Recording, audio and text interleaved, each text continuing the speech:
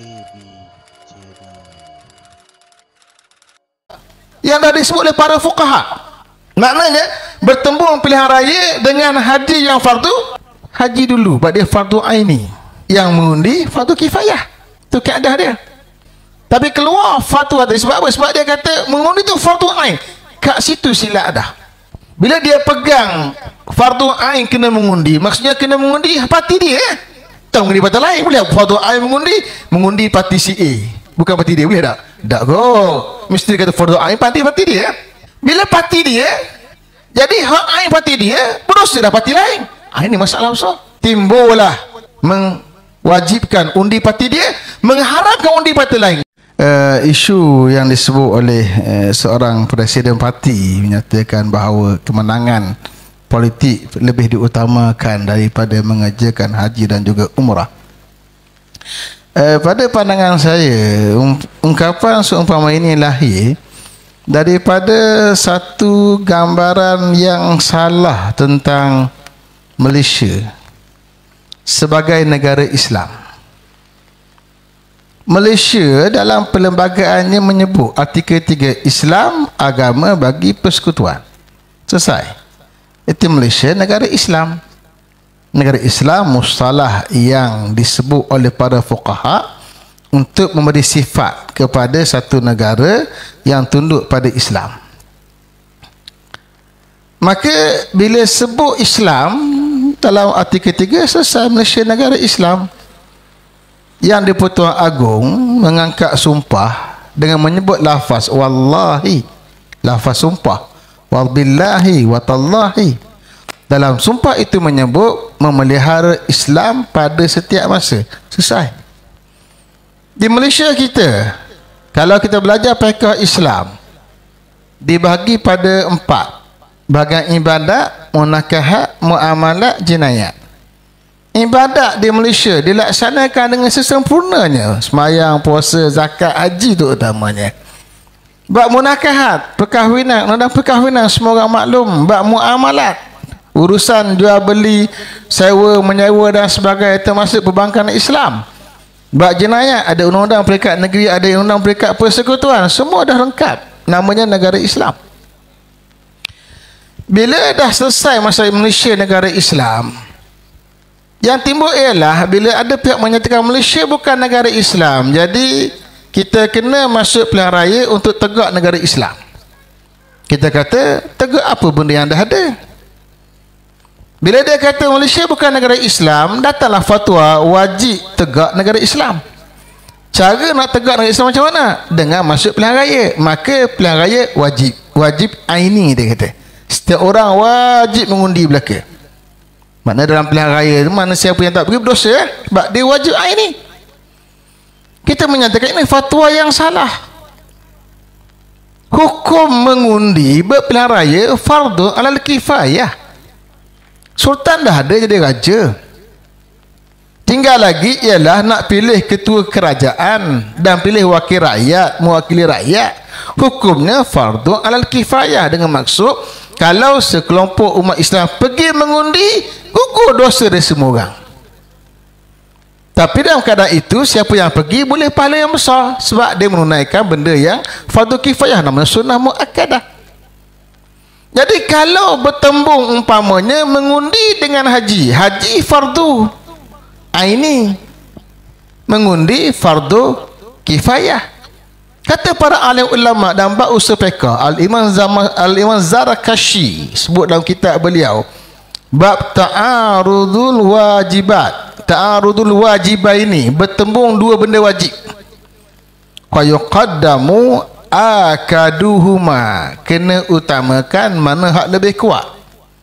Wa yuqaddamu fardu ainin ala fardu kifayatin, maka diutamakan yang fardu ain berbanding fardu kifayah. Itu kaedah yang dah disebut oleh para fuqaha. Maknanya bertembung pilihan raya dengan haji yang fardu, haji dulu sebab dia fardu aini. Yang mengundi fardu kifayah. Itu kaedah dia. Kalau haji tu haji sunat, barulah ada perbincangan. Dia boleh pilih nak mengundi ke ataupun nak buat sunat yang namanya haji atau umrah yang fardu, utamakan umrah yang fardu. Kalau yang sunat dia boleh pilih. Ini kaedah yang makruf.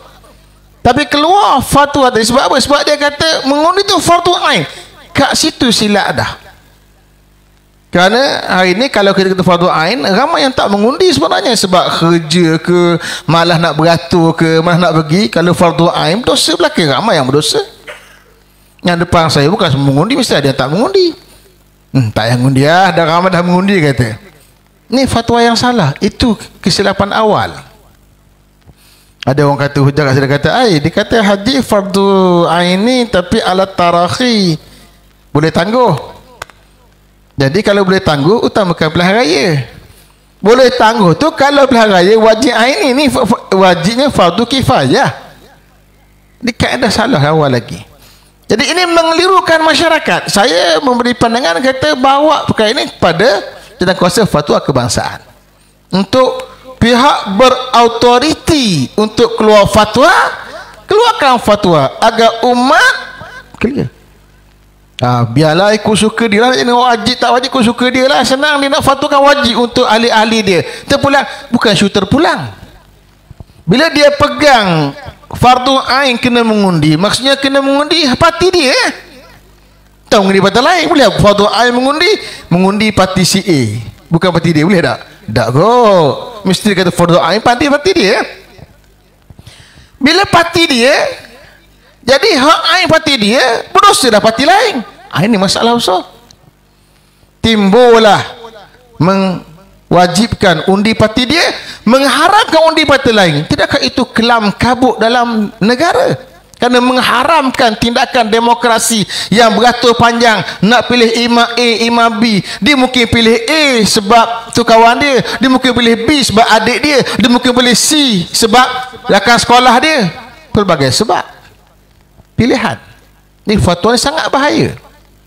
Kita menyatakan bahawa keterbukaan, pilih mana-mana parti orang Islam, mana-mana orang-orang Islam yang menawarkan diri, yang dilihat baik, yang dilihat salah, yang dilihat aslah, pilih. Pulang. Kita berkempen, pilih mana yang terbaik, serah pada rakyat untuk milih. Jadi ini fatwa yang sangat bahaya. Bermula dengan fatwa yang salah, itu mengundi adalah fardu ain. Saya bila timbul isu ni, saya WhatsApp pada seorang tokoh besar dalam Kesatuan Ulama Islam Sedunia. Tak nak sebut nama lah, sebab tu WhatsApp peribadi saya dengan dia.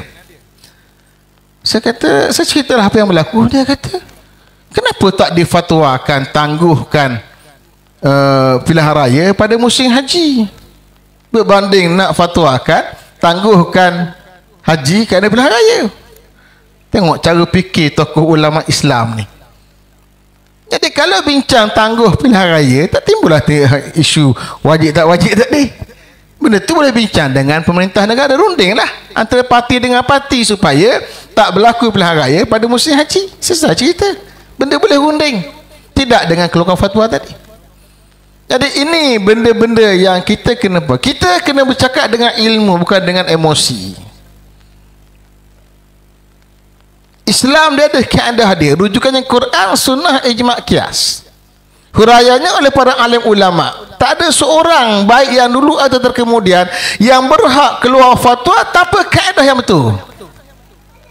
Ada suatu orang dia kata, saya ikut je fatwa tu, saya yakin dia dah merujuk pada ulama muktabar. Ulama muktabar mana yang dirujuk? Jadi bagi saya ini mengelirukan dan mesti dibetulkan. Wallahu ta'ala alam.